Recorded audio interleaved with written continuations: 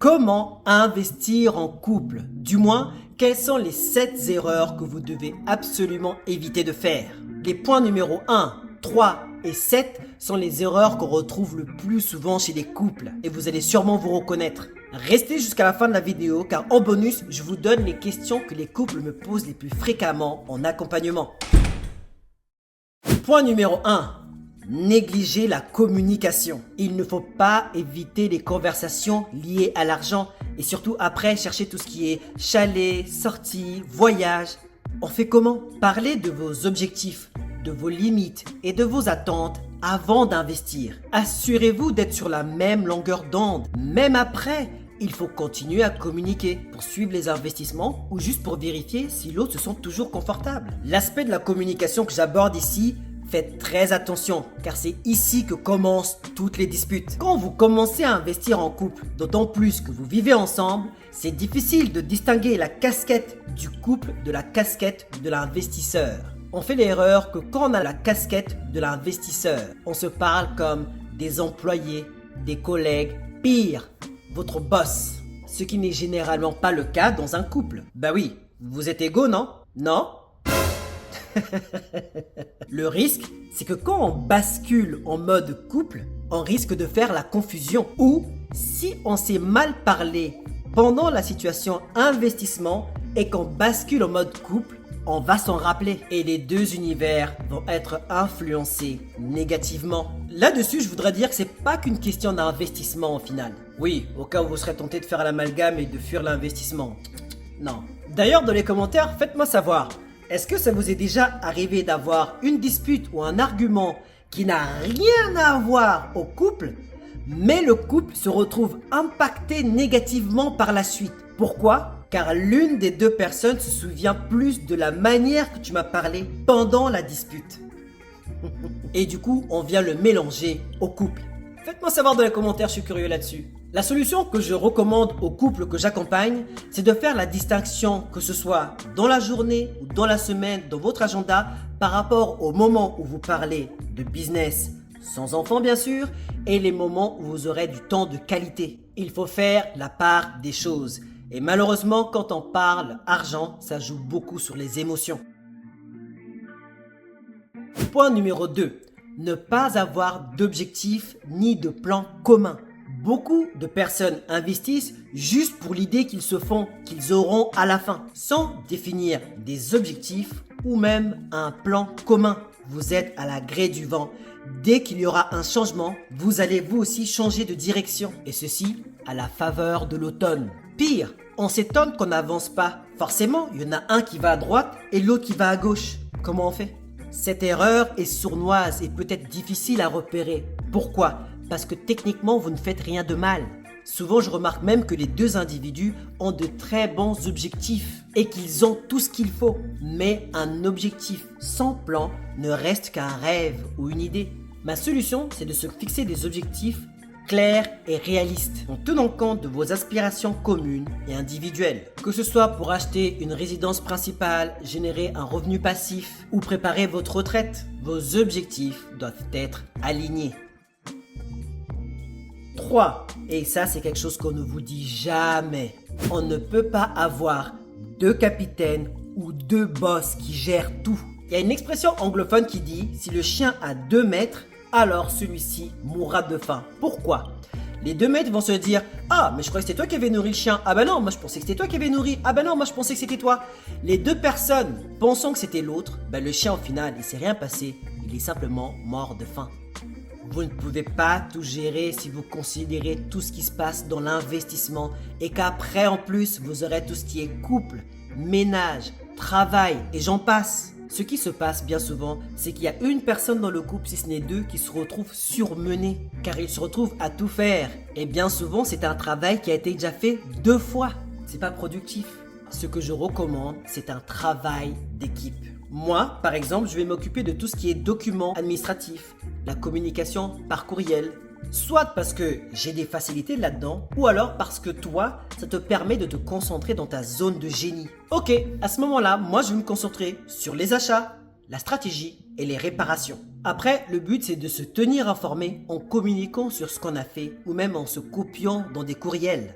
Ça va vous permettre d'être au courant de ce qui se passe et de ne pas être un étranger dans votre propre maison ou même dans votre propre entreprise. Ce qui va être important dans la répartition des tâches, c'est de se faire confiance, même quand il y a des erreurs. Mais bon, ça, on y reviendra un peu plus tard. 4. Être trop dépendant de l'un des partenaires.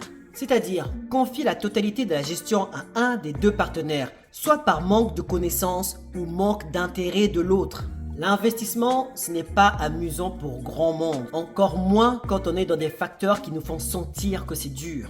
Je vois souvent des couples qui avaient pour objectif d'investir ensemble, mais après, il y en a un qui fait tout et l'autre qui est en mode vacances. Et quand il est temps de récolter les fruits, la personne en vacances vient tout récolter comme s'il était légitime. Attends. D'ailleurs, vous, dans les commentaires, faites-moi savoir. Est-ce que c'est normal, dans un couple où on investit, qu'une personne fasse absolument rien et l'autre fasse absolument tout, mais qu'ils partagent les bénéfices à la fin? Est-ce que l'autre personne qui n'a rien fait est légitime? Faites-moi savoir dans les commentaires. Impliquez-vous tous les deux. Même si l'un des deux partenaires est plus à l'aise, faites au moins le minimum pour comprendre la base de l'investissement et de participer à des décisions. Cela évite les incompréhensions et la dépendance. Quand celui qui fait tout disparaît pour quelconque raison, celui qui reste se retrouve très embêté. 5. Blâmer quand il y a des erreurs. C'est de ta faute. Je te l'avais dit. T'es trop nul. Tu ne comprends rien.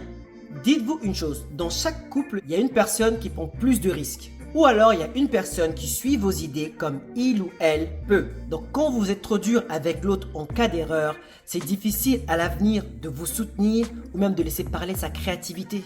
Dans la plupart des choses que vous faites, il y aura des erreurs. Et c'est là pour vous enseigner, pas contre vous. On ne grandit pas dans la perfection. Ce sont ces erreurs qui vont vous rapprocher vers le succès. Ce que je remarque, c'est que quand on fait des exploits, ça passe des fois comme une lettre à la poste, mais dès qu'il y a une erreur, on est très fort pour se le rappeler et blâmer des autres, même sur des actions sur lesquelles vous étiez d'accord à la base. Quand vous avez su montrer des torts, quand c'est le moment venu, montrez aussi qu'est-ce qui était bien fait, qu'est-ce qui s'est bien passé pour faire au moins une balance. Ne soyez pas juste un bourreau. Ne faites pas partie de ces gens-là, car ça tue l'alchimie et le travail d'équipe.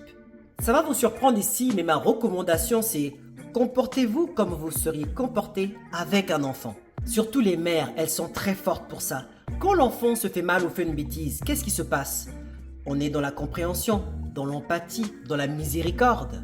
Et on pardonne, car le couple sait que c'est ce que l'enfant a besoin pour qu'il puisse se grandir et garder la confiance. Pourquoi ne pas être comme cela avec votre conjoint ou votre conjointe quand il y a une erreur? Encouragez-vous à prendre des risques, de vous accompagner et de vous tromper. Oui, tu t'es trompé, mais voici la leçon qu'on a apprise. Ça aurait pu m'arriver, mais surtout, je te fais confiance dans ce rôle que tu as, qui me complète. Point numéro 6.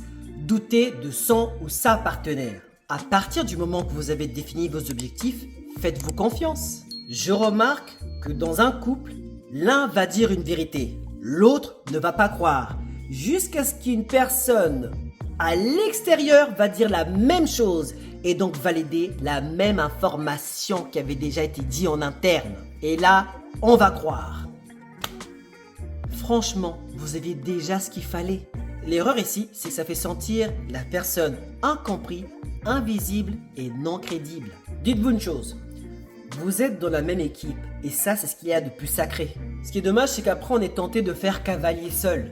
Mais ça ne marche pas en équipe. J'ai remarqué une chose. Une petite idée partagée par un couple allant dans la même direction va beaucoup plus loin que deux grandes idées dans un couple qui vont dans deux directions différentes. Ça rend l'équipe fragile et tout ce qui va avec. Toutes les personnes de l'extérieur peuvent venir dire ce qu'ils veulent. Donc vous allez prendre des directions différentes et il n'y a pas de solidarité.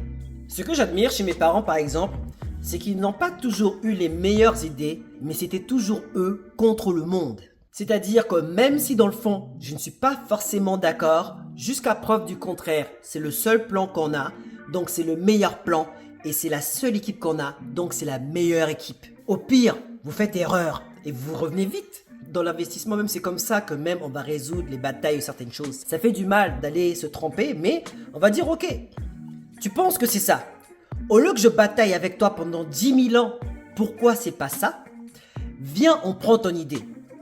On va le faire. Soit t'avais raison, et ben c'est tant mieux, mais au moins j'aurais pas parlé pour rien. Ou soit tu t'es trompé vite, on a vu vite, tu reviens et on va changer de direction. Boum.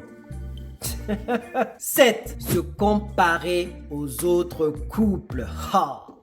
Aïe aïe aïe aïe aïe aïe aïe. Vouloir reproduire le succès ou la stratégie des autres couples sans tenir compte de sa propre situation. Des fois même, les couples se prennent à partie.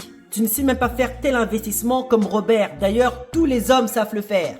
Toi, tu ne peux même pas faire des visites de locataires comme Jennifer. Évidemment, je ne suis pas Robert et je n'aspire pas à être comme lui. Cette technique de vouloir comparer les gens ou les couples peut rabaisser. Quel est le résultat que vous voulez avoir en faisant ça? En accompagnement, je recommande de se concentrer sur vos objectifs et de ce qui fonctionne pour vous. Chaque couple a une situation unique.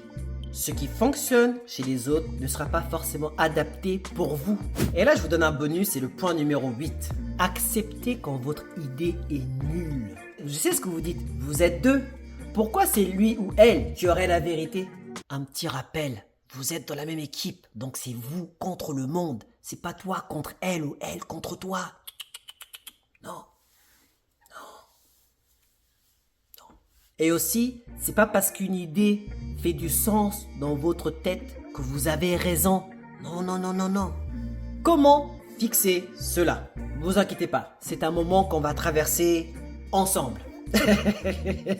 Comme je vous ai dit auparavant, quand on fait de l'immobilier, on va séparer les tâches. Au bout d'un moment, quand une personne va faire une tâche répétitivement ou une tâche continuellement, va commencer à développer une zone de génie. Imaginons que toi et moi sommes ensemble. Imaginons. Ouais, ça fait un gros couple là.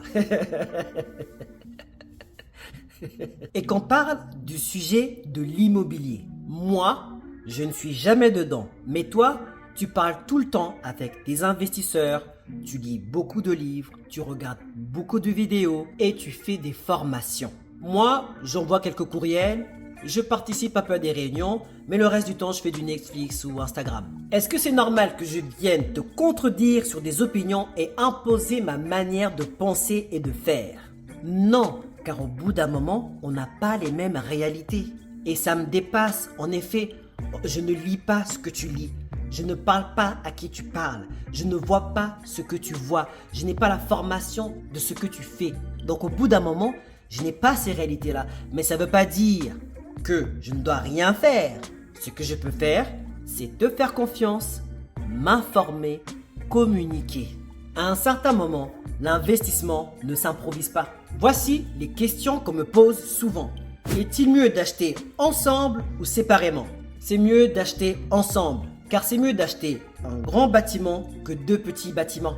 Avec 2 petits bâtiments, vous aurez 2 fois plus de maintenance, de gestion et d'entretien. Après, ceci dépend si vous venez de vous mettre ensemble ou pas. Est-ce que c'est mieux d'acheter notre propre maison ou d'investir? Un peu des deux. Je recommanderais d'acheter un multiplex, au minimum un duplex. Vous habitez dans un logement et vous faites louer l'autre. Si vous ne pouvez pas, commencez par investir. Est-ce qu'il faut avoir un compte joint ou des comptes séparés? Ça dépend. Pour commencer, ayez un compte investissement pour les loyers, le prêt hypothécaire et les dépenses liées au bâtiment. Cela va faciliter votre séparation entre votre vie privée et les investissements. Et ça va aussi vous faciliter pour gérer vos impôts. Aussi, ayez un compte de votre vie de tous les jours et un compte vacances, loisirs, sorties. Doit-on se faire accompagner? Oui et oui. Bien souvent, le couple, la famille et les investissements peuvent être liés et impactés l'un par l'autre. Vous n'avez pas à faire ces erreurs qui vous coûtent des disputes, de l'argent, votre patrimoine ou même des séparations de famille. Et je ne prêche pas pour ma paroisse, que ce soit avec moi ou d'autres personnes qui vous accompagnent. Allez-y. Si le prix de la formation coûte cher, attendez un peu d'avoir la facture de l'ignorance. Pour réussir ensemble, cela revient à dire à évoluer ensemble. Malheureusement, certains évoluent et d'autres personnes restent les mêmes sur le plan cérébral et mindset. Et c'est là qu'une grosse distance se crée. Les disputes et les arguments, c'est normal, encore plus dans l'investissement où les émotions sont décuplées. Mais cela en vaut la peine. Ce serait dommage de commencer à cultiver un jardin et de se séparer au moment de récolter les fruits. Qu'en pensez-vous? Et là, vous me direz, mais Julio, moi je fais exactement tout ça, mais mon conjoint ou ma conjointe ou mes amis ou mon partenaire ou ma famille ne me soutiennent pas. Dois-je les quitter? Vous voulez vraiment que je vous réponde? Ça risquerait vraiment de vous surprendre. Faites-moi savoir si vous voulez que je fasse une vidéo là-dessus. Je peux faire aussi une vidéo sur comment investir en tant que célibataire, car oui, c'est encore possible, même pour les parents seuls.